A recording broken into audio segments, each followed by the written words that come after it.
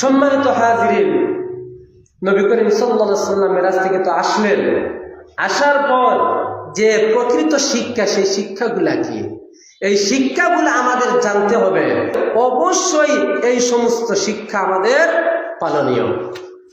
আল্লাহ পাক রব্বুল আলামিন সূরাতুল বনী ইসরাঈলের মধ্যে নবী করিম সাল্লাল্লাহু আলাইহি ওয়াসাল্লামকে জানিয়ে দিলেন, ও নবী, মেরাজের প্রকৃত শিক্ষা হলো, 1 নম্বর শিক্ষা হলো লা তাজআলু মা'আল্লাহি ইলাহান আখার ফাতাকউদা মাজমুমান মাখযুলা।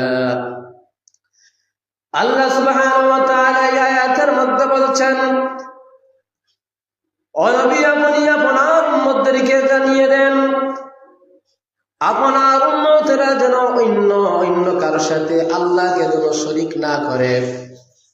লা তাজআলু মা'আল্লাহি ইলাহান আখার, আল্লাহর সাথে কাউকে শরীক করো না। যদি শরীক করো তাহলে কি হবে? আল্লাহ সুবহানাহু ওয়া তাআলা এই আয়াতের মধ্যে বলছেন, ফাতাকুউদা মাজমুমান মাখযুলা।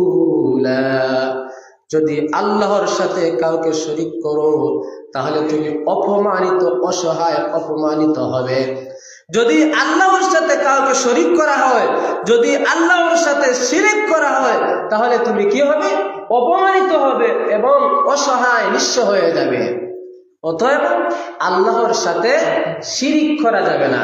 মেরাজের 1 নম্বর শিক্ষা হলো তাওহীদের শিক্ষা।